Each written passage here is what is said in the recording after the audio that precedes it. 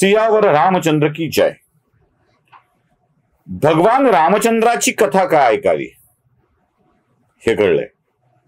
भगवान रामचंद्र कोणत्या कुळात जन्माला आले होते ते कळलंय. या कथेतून काय समजून घ्यायचंय हे आतापर्यंत समजलंय. पण सगळ्यात मोठा प्रश्न असा आहे की भगवान रामचंद्र अवतार घेऊन का आले. कारण भगवान रामचंद्रांच्या नंतरच्या अवतारात भगवान श्रीकृष्णाने कुरुक्षेत्राच्या मैदानावरती अर्जुनाला उपदेश करताना सांगितलं होतं, संभवामी युगे युगे यदा यदा हि धर्मस्य ग्लानिर्भवति भारत अभ्युत्थानम अधर्मस्य तदात्मानं सृजाम्य परित्राणाय साधूनां विनाशाय च दुष्कृतां धर्म संस्थापनार्थाय संभवामी युगे युगे असं का म्हणाले होते. मग ते पुन्हा पुन्हा येणार आहे असं म्हणाले होते. म्हणजे म्हणाले तेव्हा जेव्हा पुन्हा नाही यायची वेळ आली. मग आधी का आले होते. तर एक गोष्ट नक्की घडलेली असली पाहिजे की येण्यापाठीमागचं कारण असं आहे की अधर्माची वाढ झालेली असली पाहिजे.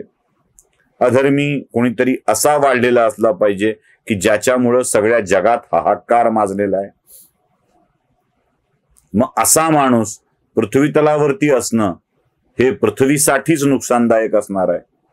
मग अशा माणसाला संपविणे विनाशाय दुष्कृताम धर्माची संस्थापना करणे यासाठी देवाला यावं लागणार होतं. ती स्थिती काय होती हे समजणं आवश्यक आहे. म्हणजे उगाच देवाला वाटलं म्हणून ते जन्माला आले असं झालंय का. नाही. बरं, स्थिती अशी बिकट होती की या सगळ्या स्थितीमध्ये राक्षस कुळातील लोकांचा उच्छाद एवढा वाढला होता आणि आपल्या तपश्चर्येच्या जोरावर त्यांनी अनेक वरदान मिळवलेले होते. आता या वरदानाला तोड द्यायचं असेल तर तसाच अवतार घ्यावा लागेल. म्हणजे एखाद्याला रक्तदाबाचा त्रास असेल, अचानक हार्ट अटॅक आलाय, तर डॉक्टर अगोदर रक्त पातळ करायच्या गोळ्या किंवा इंजेक्शन देतात. मग एकदा रक्त पातळ झालं की मग ते मांडीतून किंवा कुठून तरी घालून ते बघतात की काही आहे का खरंच कुठे ब्लॉकेजेस. मग ब्लॉकेजेस मिळाले तर हे ब्लॉकेज ते काय एंजिओप्लास्टी करून नीट करता येतात का ते बघतात. एंजिओप्लास्टी नसेल करता येत तर बायपास करतात.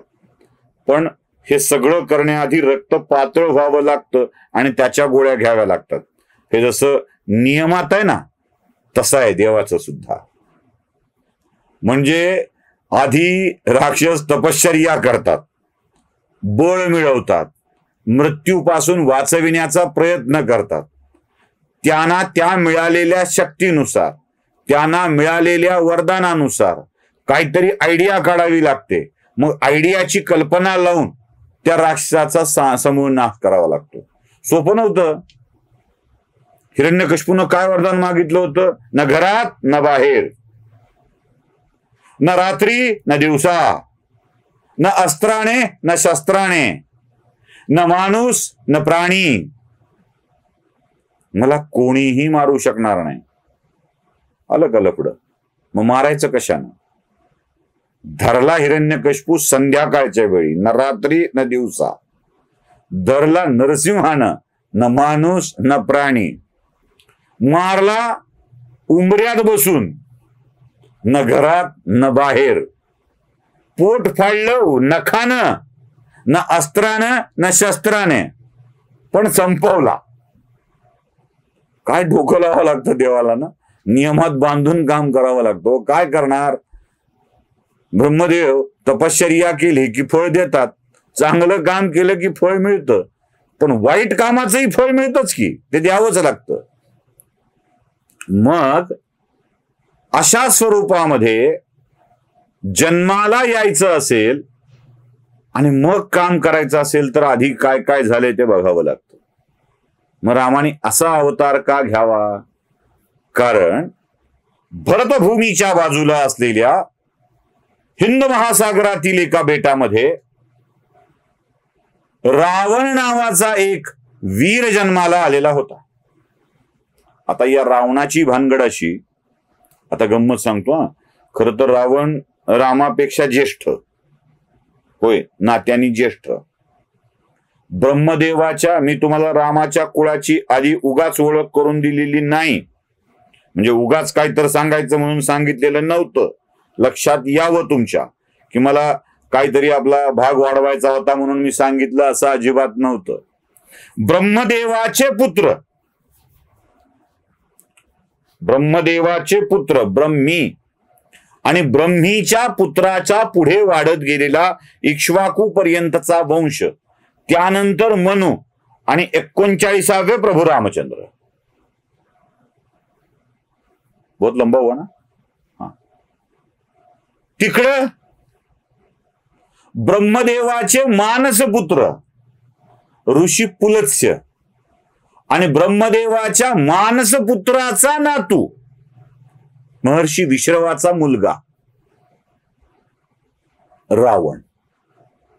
म्हणजे हे 39 आणि हे 4 थेट ब्रह्मदेवापासून. आहे की नाही मोठा फरक पिढीतला. पण एकाच ब्रह्मदेवापासून उत्पत्ती केलेले हे दोघही एकाच ब्रह्मदेवाची. रावण आहे तिकडून पुलत्स्याकडून आणि हे इकडून ब्रह्मीकडून. हा कुळ वाढत गेला, तो तिकडे वाढत गेला. गडबड अशी होती की महर्षी विश्रवाच्या 2 पत्नी, आता अजून एक कुळ पलीकडे वाढत चाललंय. एक यक्ष कुबेर देवाचा खजिनदार, ते एक कुळ विश्रवाचं वेगळंच आहे. इकडे रावण, कुंभकर्ण, विभीषण आणि ती शूर्पणखा, हे एक कुळ वेगळंच आहे. महर्षी विश्रवाच्या राक्षस पत्नीच्या म्हणजे रावणाच्या आजोबाचा, वडिलांचा म्हणजे आजोबाचं मूळ बेट लंका. ते लंका बेट त्यांनी आपल्या जावयाला भेट दिले. जावयानी आपले म्हणजे महर्षी विश्रवानी ते बेट आपला पुत्र कुबेराला दिलं. कुबेराने त्या बेटाचं नंदनवन करून टाकलं, सोन्याचं करून टाकलं. लखलखू लागलं की मग रावणाला वाटलं हे आपल्याला मिळालं पाहिजे. ते म्हणलं वाटणीत आपलाय, आपल्या आजान दिलं.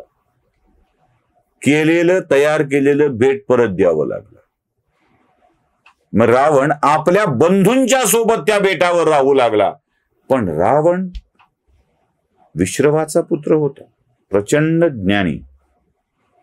त्यानं प्रचंड तपश्चर्या केली आणि या तपश्चर्येच्या जोरावर अशा अलौकिक दिव्य शक्ती प्राप्त केल्या की त्याचा पराभव देवांनाही करणं अवघड जाऊ लागलं. नवग्रहांना बंदिस्त करून आणलं. शनीला आपल्या पायाशी लोळण घ्यायला लावली. इंद्राला कापरं सुटलं. सगळ्या देवांना बंदिस्त करून टाकलं आणि रावण एक छत्री अंमल करू लागला. देवलोकावरती सुद्धा अंमल करू लागला. या रावणाला पराभूत करायचं कोण? बरं, एक असे वरदान घेतलेले की त्याच्या मृत्यूला कारणीभूत ठरणाऱ्या माणसाला म्हणजे माणसाला अशा दिव्य परीक्षातून जावं लागणार होतं की ते सामान्य माणसाच्यानं शक्य नव्हतं. अहो, पोरानच काय आशीर्वाद मागितला होता मेघनाथनी त्याच्या. इंद्रजीत ज्याला म्हणतो आपण, इंद्राला जिंकलं म्हणून इंद्रजीत, त्याचं नाव मेघनाथ. त्यानंच काय आशीर्वाद मागितला होता? तो म्हणाला होता की 14 वर्ष उपाशी राहिलेल्या, विवाहित असूनही ब्रह्मचर्याचं 14 वर्ष पालन केलेल्या, न झोपलेल्या माणसाकडून माझा वध व्हावा. शक्य आहे का 14 वर्ष? मग त्यासाठी देवाला व्यवस्था करावी लागली. एक आणावं लागलं सोबत आपल्या. लक्ष्मण आपल्या सोबत उगाच आणलं, त्याची बायको ठेवली घरी, म्हणजे विवाहित असून ब्रह्मचर्याचं पालन झालं. ते जेवल्याशिवाय हे जेवत नव्हतं. याने कधी तू जेवलास का विचारलं नाही. अशा वनवासी माणसांच्याकडून खात्मा व्हावा, रावण संपावा अशी ब्रह्मदेवानी करून ठेवलेली व्यवस्था आणि त्याचा निपात करण्याची आवश्यकता होती. मग काय, देवानी मिळून साकडा घातलाय भगवान विष्णूला. म्हणाले, अहो रावणाने उत्पात माजवलाय, देवा काय करायचं? आमचं जगणं अवघड झालंय. पृथ्वी तलावरची सगळी चांगली कामं बंद पडली आहेत. तो वाटेल ती स्त्री उचलून नेऊ देतोय, प्रत्येकाला लुटतोय. काय करायचं देवा? त्याचा पराभव करू शकणारी माणसं आहेत, पण मृत्यू घडवून आणत नाहीत. देवा काय करायचं सांगा. तेव्हा भगवान विष्णूंनी सगळ्या देवांना सांगितलं, निसंकोच राहा, निसंकोच राहा. पृथ्वी तलावरती अयोध्या नावाच्या नगरीमध्ये इक्ष्वाकू वंशात महाराज दशरथ आहेत, त्यांच्या पोटी मी जन्म घेईल आणि त्यानंतर या रावणाचा खात्मा करील. नंतर हे राज्य खूप छान पद्धतीने चालवेल, चिंता नसावी. देवांना आता राम जन्माची प्रतीक्षा आहे. देव जन्माला येणार आहे असा सहजासहजी येईल का? त्यासाठीची किती व्यवस्था करावी लागेल, ती व्यवस्था काय होती हे बघूया पुढच्या भागामध्ये आणि मग रामकथेचा प्रारंभ करूया. सियावर रामचंद्र की जय.